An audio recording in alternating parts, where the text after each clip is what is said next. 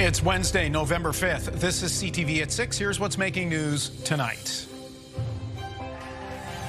How do constituents feel about their longtime Conservative MP crossing the floor?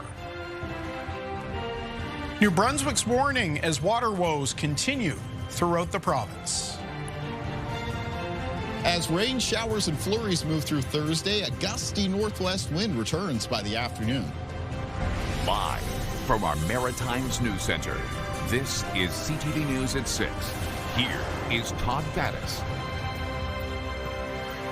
Good evening. Prime Minister Mark Carney's big spending budget was quickly overshadowed when a Maritime MP stole headlines by leaving his party. And today, Acadie-Annapolis MP, former Conservative Chris D'Entremont, was introduced as a Liberal.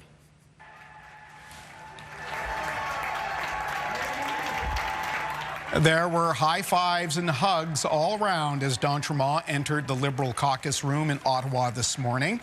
He was escorted in by the Prime Minister. On the other side of the aisle, members of the Conservative Party accused him of breaking promises to constituents and acting on, quote, personal grievances. Over the last number of months, I wasn't feeling that I was aligned with the ideals of what the leader of the opposition had been talking about. When reporters asked him, D'Entremont said there may be others within the Conservative Party who are in the same boat as he was and may be thinking of jumping ship, but he said he'd let them tell their own stories. A Conservative MP since 2019, D'Entremont won his seat in the last election with a narrow 1.1% margin of victory. That's just 533 votes. CTV's Jonathan McGuinness spent the day in Yarmouth asking constituents how they feel about D'Entremont's move and suddenly living in a federal Liberal riding. The federal riding of Acadie-Annapolis is now in the hands of the governing Liberal Party. Longtime Conservative MLA and MP Chris D'Entremont crossed the floor to join the party. He's opposed provincially and federally since 2003. D'Entremont, seen here with Pierre Poilievre at Acadian celebrations in Yarmouth back in August of 2024, cited uncertainty about the current path of the Tories under Poilievre and voiced support for Prime Minister Mark Carney's first budget as his reasons for defecting. D'Entremont won the riding that stretches from Berwick to West Pubnico by a little more than 500 votes in the April election. It was the only Conservative win in the province. Now, the Liberals have all 11 seats. While the Prime Minister welcomes D'Entremont with open arms, constituents have mixed reactions. Well, I'm excited because, we were kind of the only blue spot and a bunch of red before, so I'm excited to see what he'll bring now that he's switched over to the Liberal side. And, see what it does for Kingston and this Kings region. I think it'll be great. I'm not very happy about that. I'm not very much impressed with the Liberals. They have done a lot of harm to the country, and I'm not very pleased that he did that. I was kind of in the middle. I mean, I think he's always done a good job for Yarmouth, so whatever he feels is best is fine by me. Chris has always sort of impressed me as somebody that has some smarts and some ethics and really does care about the riding that he's in. A confidence vote on the budget could happen by the middle of the month, and with D'Entremont now crossing the floor, the Liberals are just 2 seats shy of a majority government. Jonathan McGuinness, CTV News, Yarmouth. And we'd like to hear from you in tonight's CTV web poll. We're asking, how do you feel about MPs crossing the floor to a different party? And your options are, I'm fine with it if they have a good reason.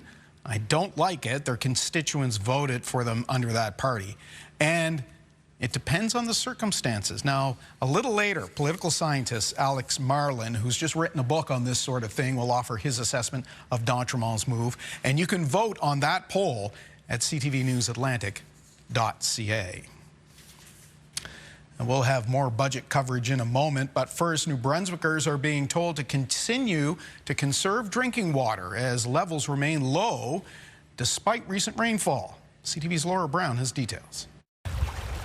Beached docks, exposed shorelines, and dry wells. It's almost become normal across the Maritimes as the region continues to battle drought conditions. Our well held out really well until about end of August, and then we've been having to truck water in with our own personal truck. Levels are so low that the province is now sounding the alarm, asking people everywhere to conserve. Don't let taps run, take shorter showers, even install low-flow faucets. Take it seriously, because when we run out of water, that means we've run out of some kind of life in New Brunswick. It will affect our health departments. It will affect our nursing homes. Groundwater wells in the Miramichi and Ford Bank areas are at record lows, and they're only expected to decline further since there's no significant precipitation in the forecast. Mainly these wells that have been drying up are what we would call shallow wells, which are somewhere between 40 and 60 feet. Roger Roy, who represents 33 well drillers across the province, says they're getting calls from the Acadian Peninsula to St. Stephen and everywhere in between. He reminds us this didn't happen overnight. It's very bad. As I said before, we're getting the results of the lack of water for the last 2 or 3 years. And the fix, says this specialist, is going to take just as much time. We're looking at some of the driest conditions we've seen in over 30 years in the region. So we're not going to see drought conditions recover overnight. Would there be a point where government would step in to help homeowners? At this point, not yet. But look, we're looking at every solution possible. We'll work with the municipalities. We'll work with the homeowners. We'll work with the companies to make sure that people have water. Laura Brown, CTV News, Fredericton.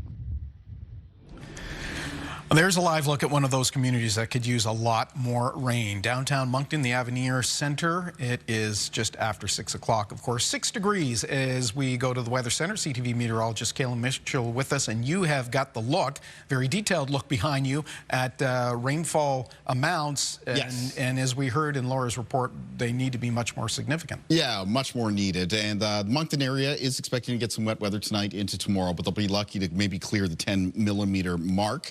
They did pick up some rainfall amounts around the southeast New Brunswick, close to 18 millimeters out of the previous weather system that arrived basically on Tuesday across much of the Maritimes. In fact, it was a general 10 to 20 millimeters for parts of the south of New Brunswick, mainland Nova Scotia and Prince Edward Island, and higher rainfall amounts in the east of Nova Scotia, Cape Breton, as that storm system really intensified, moving past that part of the Maritimes on its way to have a more extensive impact on Newfoundland. Areas that did see lower rainfall amounts out of that weather system included much of northern, central, and western areas in New Brunswick that only picked up a few to several millimeters of rain. Now, as I mentioned, we have some wet weather on its way in as we move through tonight and into tomorrow. But for New Brunswick, they mostly end up on the lighter precipitation side of this weather system. It's mostly going to be the form of lighter rain, showers, maybe even with a few flurries mixed in. So once again, most of New Brunswick will be lucky to pick up few to several millimeters of rain. There may be some local amounts of 10 to 20 millimeters right around the Bay of Fundy coastline area. But as we move towards midnight, this wet weather is filling in across the entirety of the Maritimes. Winds at first not particularly strong with the wet weather, but they pick up for tomorrow. In fact, by Thursday morning, there may already be some gusts out of the northwest developing around coastal areas of the southwest of Nova Scotia between 50 and 70 kilometers per hour. And then from there, as what's left of the rain and the showers and the few flurries continue to clear through, the winds pick up from the north and northwest across the entirety of the Maritimes. We're looking at some fairly widespread gusts between 40 and 70 Thursday afternoon to Thursday evening. Rainfall amounts, the most widespread rainfall totals, 10 to 40 millimeters expected for areas of Nova Scotia, and then getting a little bit lower as you get to PEI, southern areas of New Brunswick, and then much lower into central, northern, and western areas of New Brunswick. Todd. All right, we'll see you later for the full forecast, Kaylin. Vehicles in New Brunswick could soon be driving around without those registration stickers. The government says it wants to do away with them. CTV's Nick Moore tells us why. Today's legislation would eliminate the use of registration stickers on all vehicles by spring. drivers would still need to renew their registration annually. We're really catching up with the rest of Canada. Right now, there are only 3 provinces and 1 territory, New Brunswick, Nova Scotia, PEI, and Nunavut, that continue to have the registration stickers on the vehicles. So basically antiquated technologies. Instead of stickers, customers who renew their registration online can print it off immediately or have it mailed. Vehicles could still be registered in person at or by calling Service New Brunswick. As for enforcement, local government minister Aaron Kennedy says officials can confirm registration electronically by the plate number, but acknowledged that without the sticker, officials will no longer be able to check with a quick look. That's fair, that there obviously won't be that visual cue, but police can pull vehicles over for any number of reasons, and obviously when they do approach a vehicle, they run those license plates as a matter of course. The previous Progressive Conservative government eliminated the requirement of having a front license plate on passenger and light commercial vehicles back in 2019. As for vehicle registrations, the New Brunswick government says it will continue to mail, email, and soon text notification reminders for renewals. Nick Moore, CTV News, Fredericton. With billions of dollars of spending, the federal budget covers a wide spectrum, but critics argue ordinary Canadians and small businesses are left out, with little in the way of help with high prices. CTV's Vanessa Wright reports. Ottawa's 400-page-plus budget was filled with pricey promises. More than $100 billion will be spent on Canada's military and infrastructure alone. There's a lot of it that kind of mirrors what we were hoping for. Infrastructure is a big issue in our province. But some sectors are feeling left out of the equation. It would have been nice to see a little bit of small business support when there is so many struggles already happening. Small businesses say the budget did very little to address Canada's cost of living concerns, which has an impact on how much people have left to splurge on non-essentials. When the cost of living is so high, there is no room to partake in the pleasures that we have here. It's a similar story with restaurants across the country, where foot traffic is becoming less and less. And this is a direct impact, again, on employment levels, on youth jobs, on us being able to operate a viable business. We see that there is nothing in this budget that Canadians can feel. The Canadian Federation of Independent Businesses says there are positive takeaways from the budget. The accelerated depreciation is a good measure that government put in place that'll help businesses from that perspective. The ability for business owners to get access to more capital gains is going to be positive as well. But says more could have been done. Where's the support to help businesses, either from a cost perspective and or from an opportunity to reinvest? So having no fiscal measures to help businesses in reducing their taxes is amiss, in our opinion. Canada will be left in a significant deficit of about $78 billion. And while some sectors were pleased with Ottawa's commitment to funding, they say money is just one part of the solution. Vanessa Wright, CTV News, Halifax. Now, the federal spending plan did create something of a buzz today among Nova Scotia mayors attending meetings in Halifax. They can now compete for a piece of a multi-billion-dollar infrastructure fund. As CTV's Jesse Thomas heard, they agree it's needed so local taxpayers are not covering all the bills. Yarmouth Mayor Pam Mood said there's major coastline infrastructure projects that need funding now, like fishing wharves and the Canada-U.S. ferry crossing terminal. The lobster fishery here, I think we put over, we're the second largest in Canada for the lobster fishery. We have to have the wharves up to par, and they've been deteriorating for quite some time now. The ferry terminal is huge. It's an international crossing, so we're going from Canada to the U.S. and back, and it's tens of thousands of visitors. And from Yarmouth to Cape Breton, CBRM Mayor Cecil Clark is looking at a 5-year, $1.5 billion capital needs plan for some big-ticket items the municipality couldn't go alone in funding. Tax pressure and tax effort is at a maximum. People feel overtaxed, yet they need more infrastructure supports for everyday curbside issues. Yesterday, the federal Liberals unveiled their budget that includes a 10-year, $51 billion infrastructure plan, money from Ottawa to build stronger communities and boost growth. We'll build new roads and bridges so you can get to where you want to go more easily. and our products can move more quickly. The funding is a positive step, said Mood, suggesting municipalities will require provincial and federal support. A rising tide floats all boats. If we're doing well locally, they're doing well provincially. If we're doing well provincially, they're doing well federally. Nova Scotia's Municipal Affairs Minister John A. MacDonald admits he hasn't dug through the budget yet, but says growing the economy is key to supporting communities, and the province aims to become an energy superpower. It's our natural resources. I mean, the Premier's on a tour over energy. Wind West, which I understand was in the budget. I did hear about that. And that is going to be a generational change. Of the $51 billion in infrastructure spending, more than half of that will go towards building local roads, bridges, water systems, and community centers, which Carney calls the basics to helping towns and cities grow. Jesse Thomas, CTV News, Halifax. New Brunswick's energy minister says after years of delays, he wants to see the Mactaquac Dam refurbishment get a move on. It's now estimated the refurbishment would cost about $9 billion. Today, the minister tabled legislation to remove some bureaucracy and allow NB Power to proceed. He says the bill is not approving the project, but it is the first time the minister said confidently that it will happen. The Mactaquac Life Achievement Project is going to go forward at one point. It's been studied since 2016. Unfortunately, a lot of time was wasted the last 6 years. We probably should have started. They re-studied to find other options. The board has re-looked at it for almost a decade now. It's going to go ahead. How is another story. The dam provides about 12% of New Brunswick's power needs. The refurbishment is expected to take 15 years. An open house is underway at this hour in Lorneville on the edge of St. John for locals to learn more about a proposed AI data center in the area. It's the first project announced since the city expanded the controversial Spruce Lake Industrial Park. CTV's Avery McCrae has more. Until 8 o'clock this evening, residents here in Lorneville will have the chance to ask officials with Calgary-based Beacon AI Centers and Texas-based VoltaGrid what a proposed AI data center hub would look like in their community. The project, which still has to undergo an environmental impact assessment, would be built on a 120-hectare land parcel. It would draw its energy through NB power grids as well as an on-site natural gas fuel generator.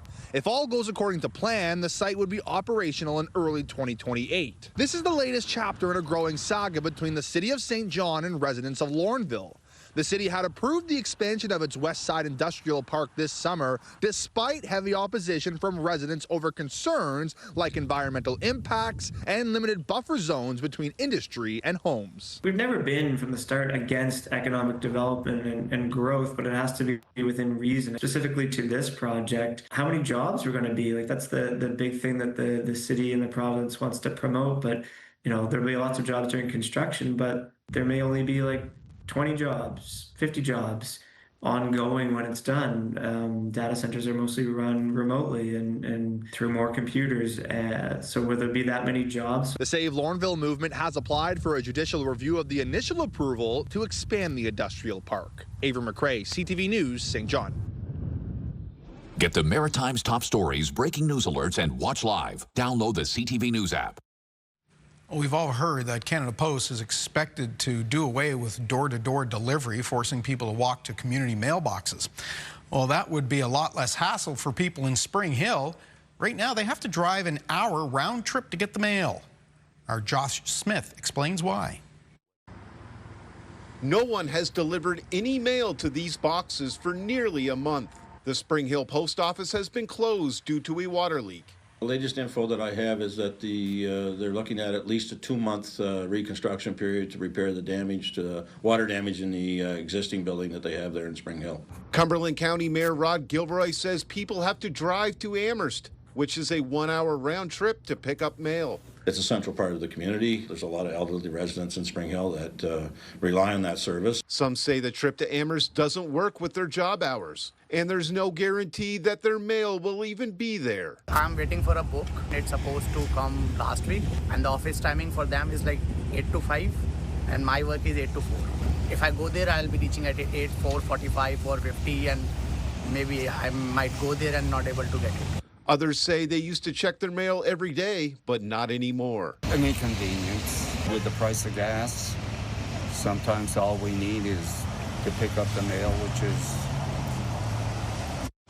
costly. Gilroy says the municipality has offered Canada Post an immediate solution. We have a space in our municipal building right across from the post office that's currently empty. We felt that was a very viable and very good option for them, secure building. In an email to CTV, Canada Post said flooding caused major damage to the structure of the post office and some customer mail. They don't believe the proposed temporary site allows them to provide safe postal services, but they will continue to look for a suitable option. County officials are frustrated. When you're in a small town like this, you're never going to have a lot of options like you do in Halifax or Fredericton or Moncton. One or two options is all you're going to have. Pick one and let's get at it. As Canada Post considers their options, residents say they just want their mail without the drive. Josh Smith, CTV News, Springhill, Nova Scotia. Time for a break. Still to come, rain and showers moving in tonight. Kaylin returns with the full forecast. But next, raising money to rebuild. When you hear the stories, when you make a call and you hear what is happening, it's quite frightening. It's scary as well. Jamaican workers in the Maritimes are trying to help with hurricane recovery. We will hear from them next.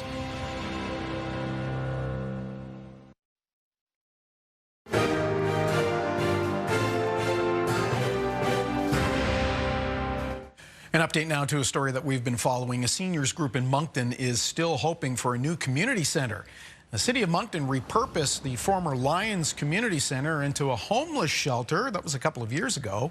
It left seniors without a dedicated space. A new proposal would see a 6,000 square foot building put on a city lot. The original plan to move into the bottom floor of a St. George Boulevard office building fell through. Need a place for socialization for seniors.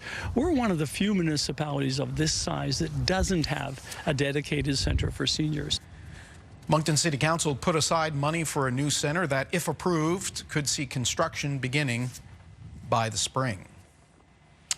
A trio of farms in Nova Scotia's Annapolis Valley are raising money for Jamaican workers in the wake of Hurricane Melissa's destruction. Those farms employ about 100 Jamaicans, some of whom spoke with CTV's Callum Smith.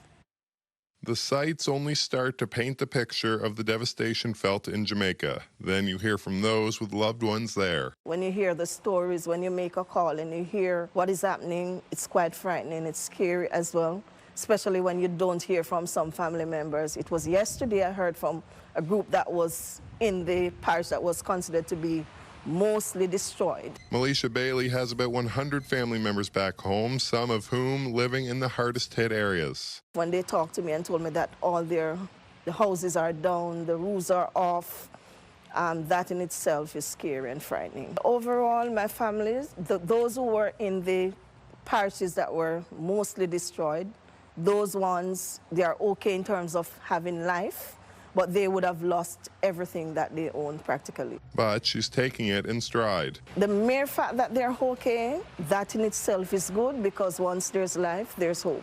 And we can pick up the pieces together. A trio of farms in the Annapolis Valley have banded together, launching a GoFundMe calling for donations to support employees like Bailey in picking those pieces back up. Lending a helping hand, trying to make a difference, that to me means a lot. It was like just a no-brainer. Let's put this together. For some people, they couldn't even speak about it really. It was that hard for them because they had no idea. And so, of course, when you don't have any idea, your brain is awful. And it takes you to really bad places. Between Taproot, Noggins, and Spur Brothers Farms, there are about 100 workers from Jamaica. Everybody has a huge amount of needs. I mean, it would be really lovely to do 100 farmers in $10,000, but that's $1 million. So I don't think we're going to reach that goal. Still, he says every cent matters, a sentiment shared by those so far away with so much uncertainty back home. Earning an income, sending back, giving back, that's why we're still here. That's why we're still hanging on here, right? Not going back home for the holidays. Callum Smith, CTV News, Wolfville, Nova Scotia. Well, still to come, the wind picks up around here tomorrow. Kaylin will have the details in his full maritime weather forecast after this break.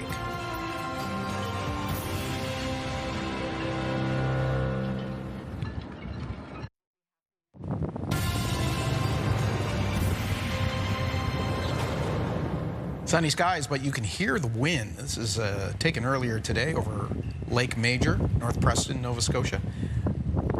We're not going to complain about the wind here in the Maritime Scale in Mitchell because our friends in Newfoundland and Labrador are dealing with real wind and real big wind. So a few minutes ago, we talked about the rainfall amounts that we saw with the storm system that moved past on Tuesday. Yeah. We got a little bit lucky with that one, Todd, because if the intensification process with that storm had started earlier, like say more towards the south of the Maritimes as it approached, as opposed to almost being past us, our weather impacts would have been much more significant from it, including maybe some impacts similar to what Newfoundland is contending with. Let's talk a little bit more about that storm system. So when we talk about storms, we talk about barometric pressure. Typically, the lower the barometric pressure, the stronger or more severe the storm system is. This one bottomed out at 944.7 millibars, which is a record for low barometric pressure for Newfoundland and Labrador, and came within 10 millibars of the record for the country, which was set in Nova Scotia, and that was from Hurricane Fiona. Quick little storm highlights of that weather system, or that storm system as it impacted Newfoundland, included the central pressure falling by 60 millibars in 24 hours. That's double what is required to qualify as a weather bomb or a weather system that undergoes bombogenesis. There was wet snow, 2 to 7 centimeters in central, north, and western areas, made for some tricky driving conditions. A peak wind gust of 172 kilometers per hour reported at Cape St. Mary's. That'd be a type of wind gust associated with a landfalling Category 2 hurricane. Mactaquac Island, that's the area that recorded that low central pressure, and peak wind gusts in around the St. John's area up to around 109 kilometers per hour. Powerful, powerful storm system there. Taking a look at weather conditions across the country, Victoria right now reporting some rain sitting at 12 degrees. Temperatures cool to chilly in through the prairies, -4 at Thompson, but cold up north. Yellowknife right now, some sunshine, but -11. Iqaluit right now, cloudy skies. We've got rain, Toronto, Ottawa, Montreal at the moment, 6 degrees right now. Fredericton, Halifax, and Charlottetown, and 5 degrees at St. John's.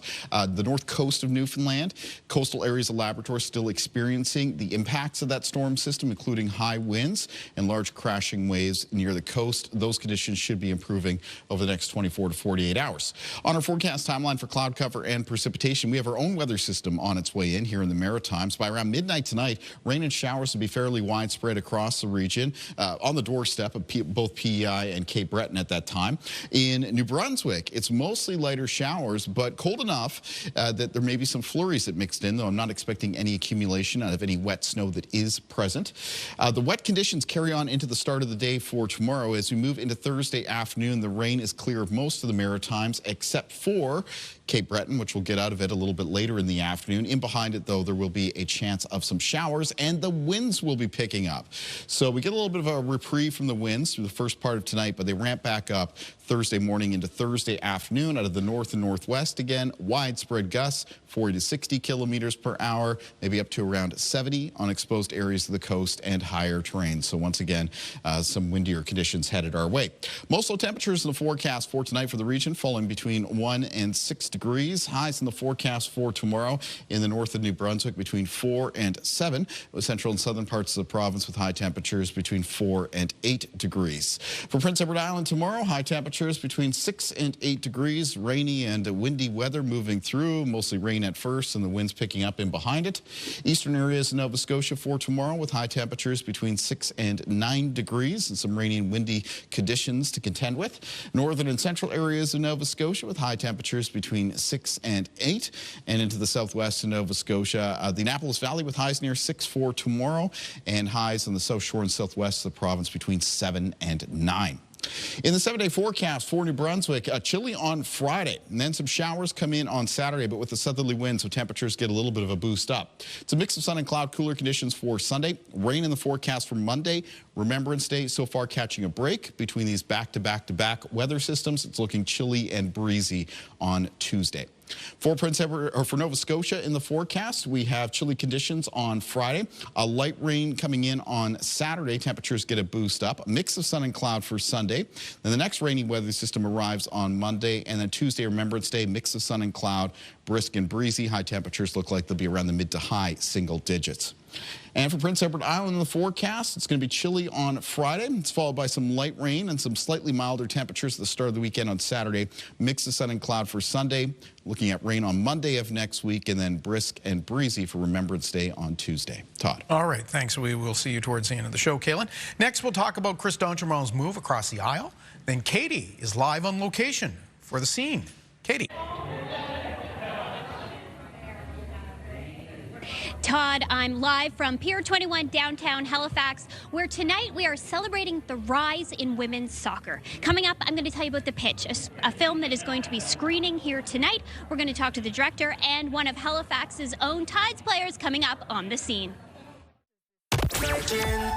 Okay, so tomorrow at the radio station, 2900 Agricola Street, we're going to be collecting socks for those in need in our community, and you have the chance to win $1,000 if you stop by, say hello. And also around 7:30, you'll get a shot at a $100 gas card.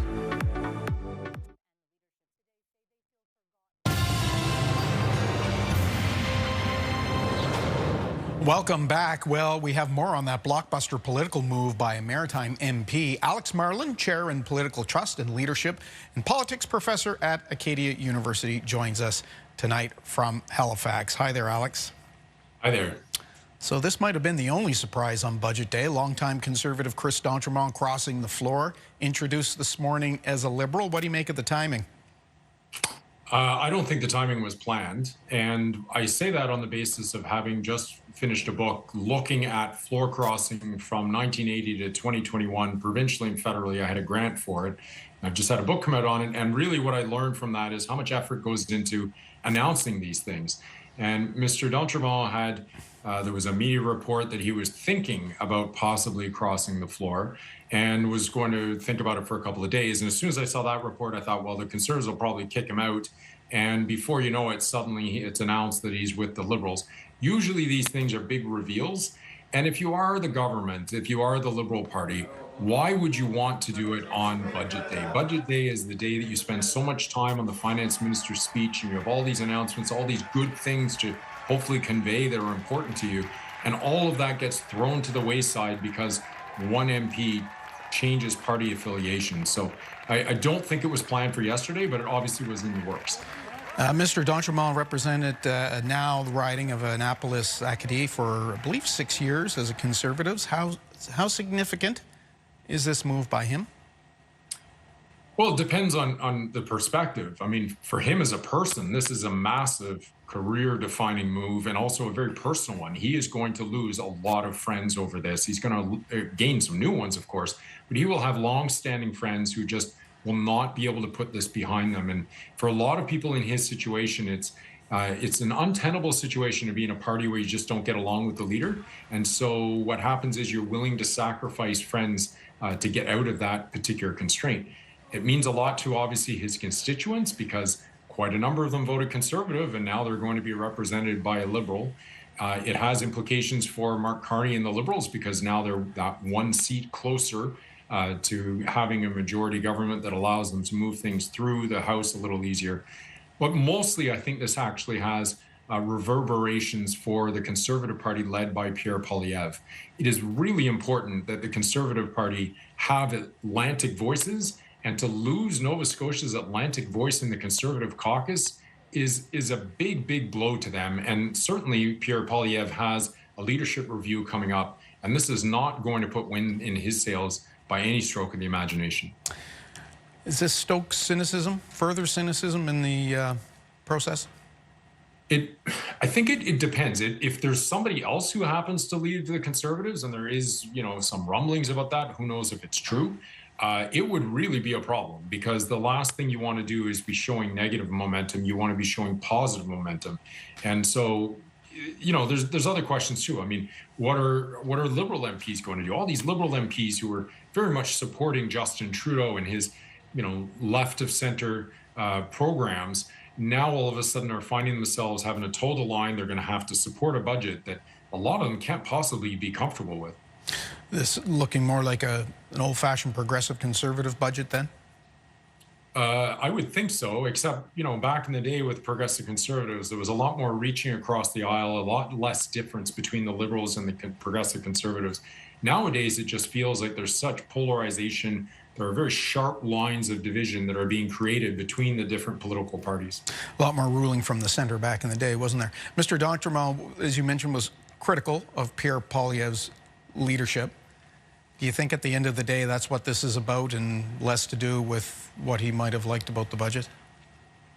I think absolutely that's the case. And that's the research that I've done shows that usually in Canada, when people leave one party and join another, it's because they weren't getting along with the leader, they were feeling alienated.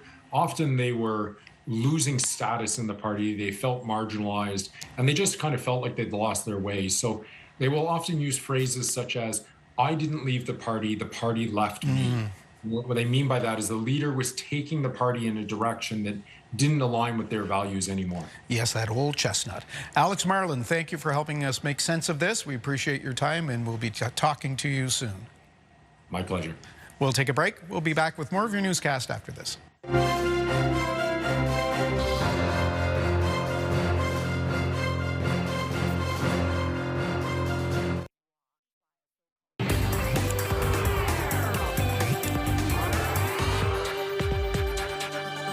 Tonight on The Scene, a special red carpet event. An Emmy-nominated filmmaker is in town for the local screening of The Pitch. It's a new documentary about the creation of the Northern Super League. Of course, that's Canada's first professional women's soccer league. The Tides play out of Halifax. Katie Kelly is live at Halifax's Pier 21 tonight with a couple of guests, and more on this. Katie.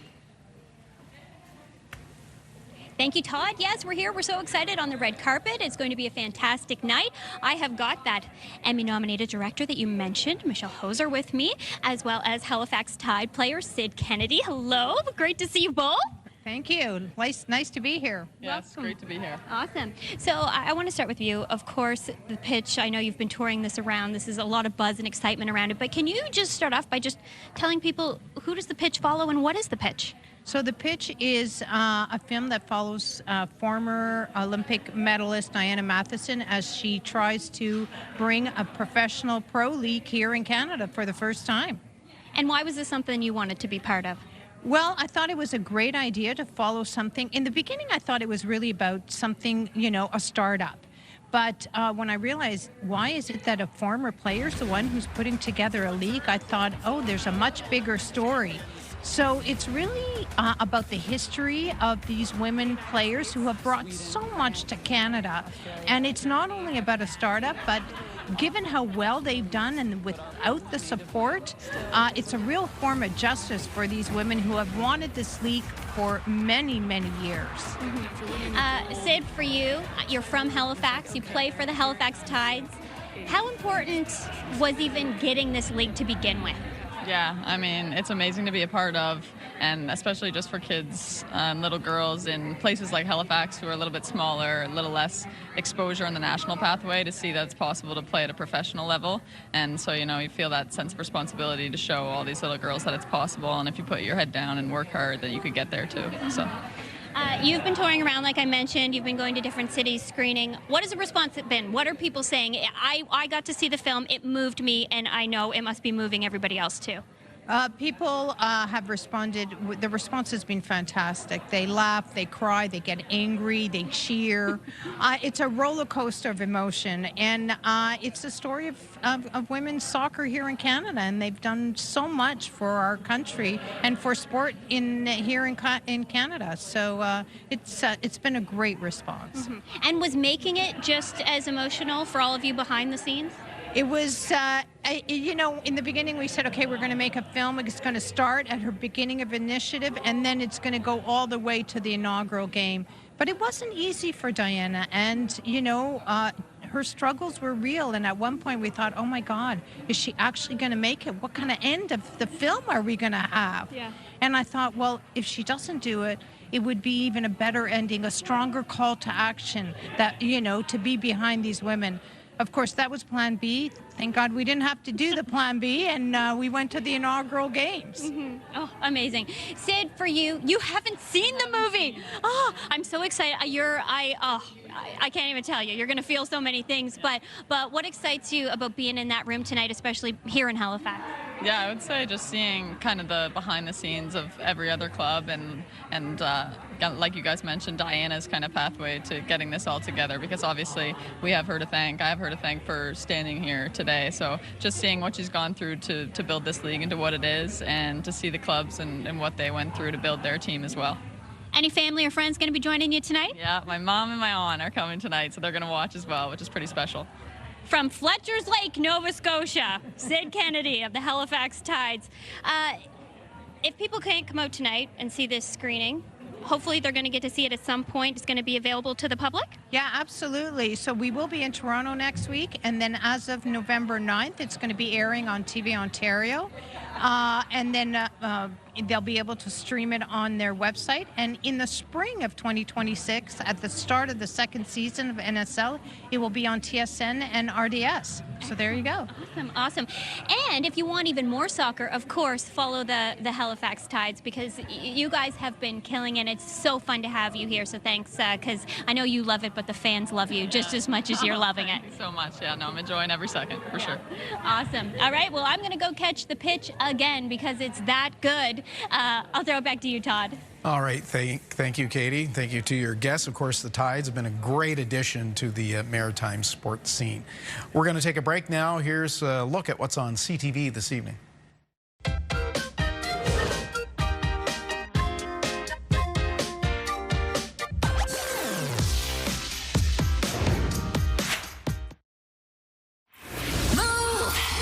With Aaron and Peter. The everyday smell that instantly takes you back in time, tomorrow at 6. And we're qualifying 2 more shoppers to win a $10,000 shopping spree tomorrow at 6.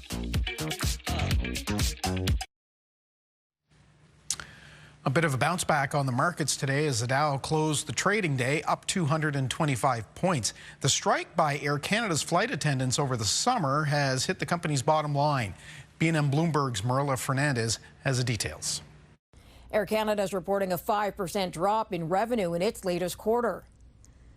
When 10,000 flight attendants went on strike in August, the airline had to cancel 3,000 flights. It cost the carrier $375 million. Just reimbursing customers came to $90 million. In an effort to trim costs, the airline recently slashed 400 management jobs. Here are the closing numbers for the day. The Canadian dollar down a fraction to 70.88. West Texas Intermediate crude down almost $1 to 59.60. Western Canadian Select also down to 49.19. And the TSX gained 325 points today to push back over 30,100. Those are your business headlines. I'm Marilla Fernandez. To the business of weather now. One more time, Kalen on the deck.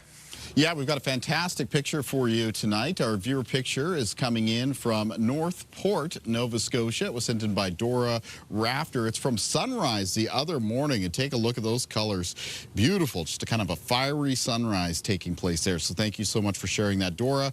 Northport for tomorrow. Well, weather conditions, not so nice. It's going to be raining, and the winds are going to be picking up throughout the day. May actually peak with some gusts in the afternoon out of the north and northwest, 50 to 70 kilometers per hour around that part of the northern shoreline of Nova Scotia. High temperature near Northport, 8 degrees. Let's take a look at our day planner. Will be a rainy start to the day for Nova Scotia, Prince Edward Island, southern areas of New Brunswick. Chance of a few showers or flurries for northern areas of New Brunswick. In the afternoon, it will be rain clearing eastern Nova Scotia. Some isolated showers in behind it, but those gusty north and northwest winds. Here's what's coming up on Your Morning Atlantic. Thursday on Your Morning Atlantic, we breed lions. Author and TSN sports reporter Rick Westhead's new book looks at Canada's troubled hockey culture and the sport's day of reckoning. Start your morning with us Thursday on Your Morning Atlantic. And tomorrow here at 6, learning from history. As Maritimers get ready to mark Remembrance Day, Murphy's Logic looks at the importance of marking the day for younger generations. Steve will be here with his thoughts on that tomorrow at 6. And finally for us tonight, there are big lottery jackpots. And then there is this. The Mega Millions jackpot in the United States now stands at an estimated $843 million. I will do the math for you. That's nearly 1.2 billion Canadian dollars. And that news from local lottery officials in the States. They say that no one won the last matching Powerballs going back, well, it goes back now months. The last ticket was sold was back in June. There had been 37 draws since that winning jackpot ticket was last sold. So everybody in the States buying up their lottery tickets. That is our look at the day here at home. Bruce Frisco is here at 11:30. CTV News Atlantic.ca has updates anytime. I'm Todd Battis. Thanks for watching. Hope to see you right back here tomorrow night at 6. Good night.